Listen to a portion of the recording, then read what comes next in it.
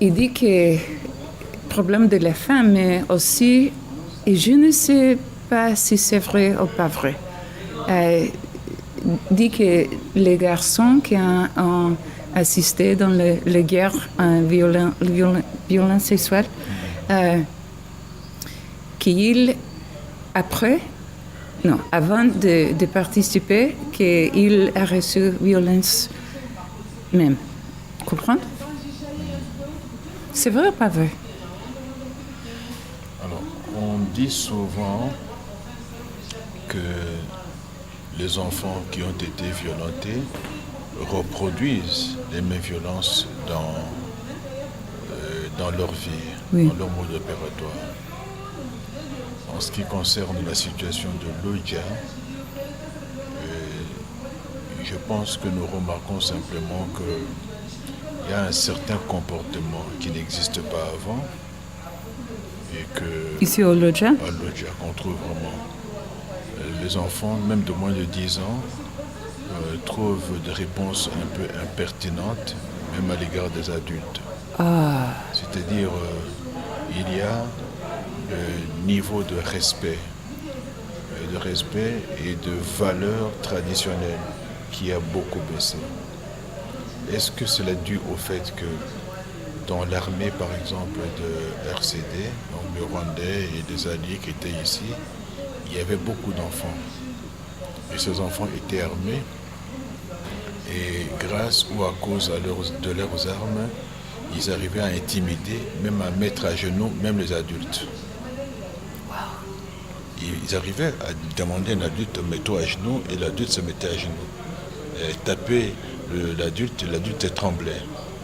Est-ce que c'est pas dû aussi au fait que ces enfants, munis de leurs armes, ne respectent plus rien, aucune hiérarchie, aucun droit d'aînesse, aucun respect? oui. C'est peut-être ça aussi, à mon avis, une des raisons immédiates.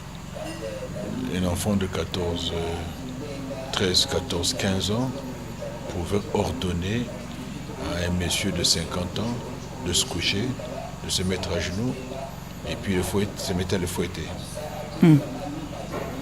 Simplement parce qu'il était armé. Et c'était ça,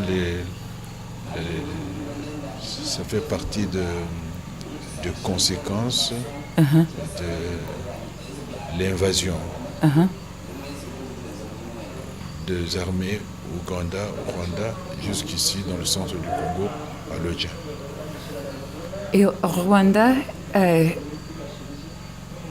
pour moi, c'est incroyable qu'un garçon puisse faire les choses qu'il a fait, ces soldats.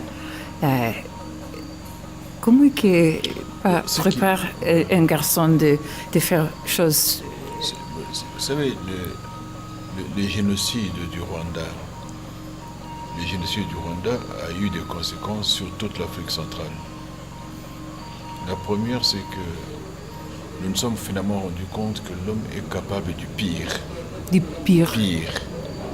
De la chose la plus mauvaise. Ok, des crimes. Ok, oui. L'homme est capable de crimes. Oui. Et c'est contagieux. C'est un peu comme une situation d'électricité. Alors, au Rwanda, les enfants qui avaient perdu tout le monde, les grands-parents, les parents et tout le monde, les enfants qui étaient restés seuls, ils se disaient, ils n'ont plus rien à perdre au monde. Ils ont tout perdu, ils n'ont plus rien d'autre à perdre. Et c'est comme ça que ils se livraient à des actes de barbarie difficiles à nommer. En réalité, ce sont des gens qui avaient perdu tout sens d'humanité. Des enfants drogués, des enfants pensant avoir tout le pouvoir parce qu'ils ont les armes. Oui. Avec une mauvaise conception de la liberté qui consiste à faire ce que je veux. C'est ça.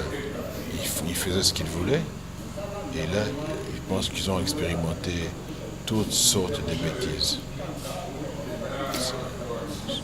Peut-être question de, je pense, de l'application que nous avons écrit. Écrit, c'est meilleur, mais pour moi, des penses un peu des choses que nous avons dit. L'importance pour l'application ici à Lodja, qu'est-ce que tu veux faire dans les femmes qui ont souffert de violence sexuelle? Par exemple, si est-ce qu'ils nous demandent argent pour l'université, est-ce que l'université donne des classes d'éducation pour les femmes et aussi pour les garçons? Vous savez, aujourd'hui à l'université où je suis recteur, nous avons beaucoup de filles qui ont 19 ans, 20 ans, 18 ans. C'est l'âge de la guerre. C'est souvent des enfants qui sont nés pendant la guerre. Peut-être c'est mon téléphone? Peut-être.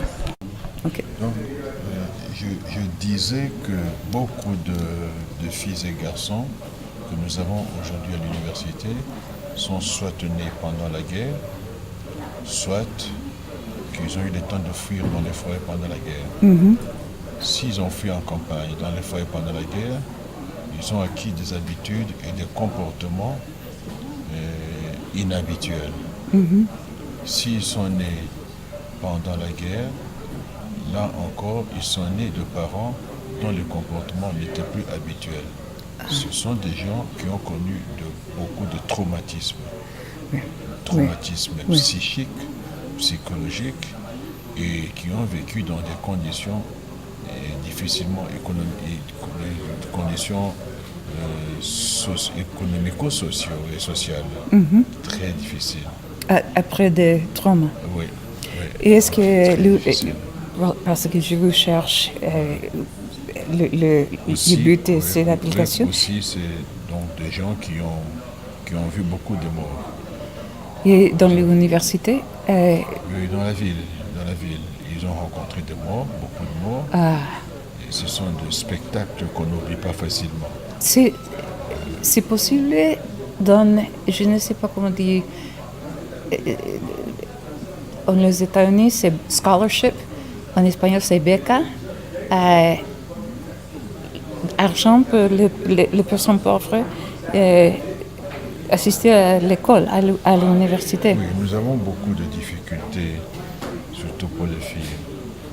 D'abord, il y a une double difficulté traditionnelle, où certaines personnes pensent que faire étudier certains parents, faire étudier les filles, ça ne sert à rien.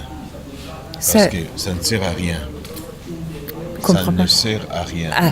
C'est pas important. Pas important. C'est pas important d'aider les filles parce qu'elles vont se marier, elles vont partir. Et si on n'a pas beaucoup de moyens, il vaut mieux soutenir les garçons plutôt que les filles. Et je travaille beaucoup pour changer d'abord cette manière de voir. C'est important, c'est très important. Alors, deuxième chose, il y a des études, je ne dis pas banales, mais bon, que presque tout le monde fait. Et on pense que aussi les filles ne sont pas intelligentes, par exemple, pour embrasser la carrière des études de médecine ou d'ingénieur. J'essaie de changer les mentalités dans ce sens-là et surtout redonner aux filles une confiance en elles-mêmes. Oui. Et c'est vrai que déjà les filles, les femmes trop jeunes, plus jeunes, à marier, par exemple 14 ans. Oui, c'est-à-dire il y a aussi justement des difficultés économiques. Font que les filles, n'ayant pas la possibilité d'étudier, se sentant un peu délaissées par les parents, elles s'engagent vite dans les mariages. Donc le mariage devient une espèce de refuge. Refuge de la femme ou de la famille? Parce que pendant le dot, la famille gagne plus d'argent, Oui, c'est pas tellement la dot, c'est pas tellement parce que toutes les fêtes qu'ils font et tout, l'argent de la dot, ça finit en 2 jours. Oui, oui. Ça finit en 2 jours. Mais c'est pas tellement la dot. Mais je pense que le plus important, c'est le fait qu'il y ait de parents qui se sentent incapables de supporter les études de filles et puis acceptent de les voir partir et très tôt dans le mariage. Peut-être avec l'application, nous pouvons demander l'argent pour payer pour ces femmes. Oui. Je demande de l'aide pour faire une campagne pour montrer l'importance des études de filles. Oui, oui. Et aussi, quand les filles étudient, une campagne pour les aider à respecter leur corps. Parce que dans nos universités, malheureusement, les pratiques,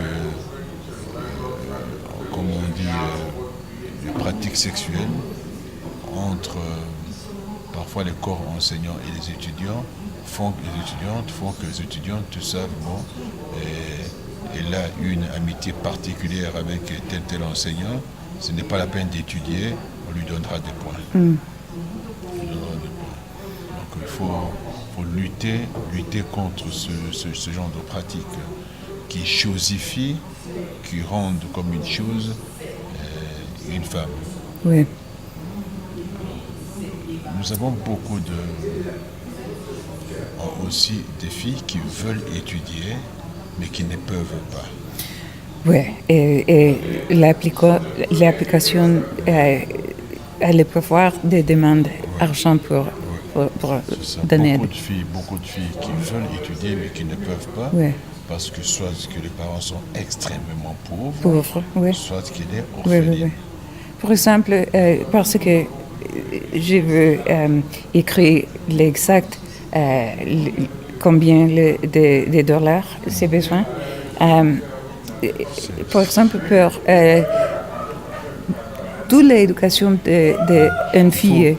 Il faut distinguer 2 choses. Entre les filles qui sont, par exemple, à l'école primaire et secondaire, par exemple, dans mon école, et les filles qui sont à l'université. Les besoins sont différents. Entre une petite fille, beaucoup d'orphelins qui sont dans mon école, comme ce qu'on a vu là-bas. Une fille ne peut assister à l'université sinon assister à l'école maternelle. Justement, il faut commencer par là. Ouais. Et il y a très peu d'écoles aujourd'hui qui sont sérieuses, solides. Il y a quelques-unes, un peu comme la mienne là, où lorsque un enfant, une fille a passé 6 ans primaire, 6 ans secondaire, elle doit être capable d'aborder l'université. Elle doit être capable d'étudier à l'université. Ces écoles-là existent encore, mais il y en a très peu. Alors pour nous soutenir réellement, je crois que, comme je l'ai dit,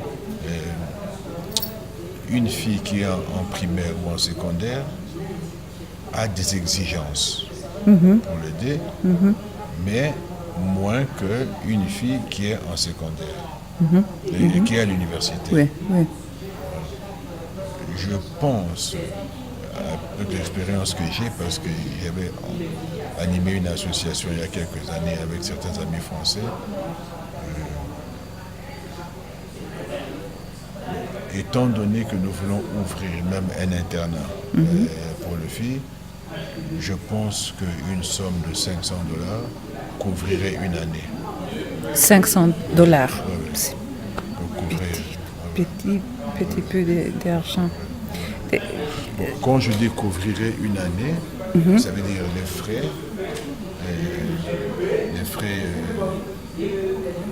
rien que les minervales, c'est ça. Mais si, il faut tenir compte qu'il faut la soigner, il faut l'aider, par exemple, l'habillement ou le loger. Il faut multiplier ça par 3. multiplier ça par 3. Les 500, ce sont les frais d'études. Oui. Frais d'études. Ça suffit pour maintenant.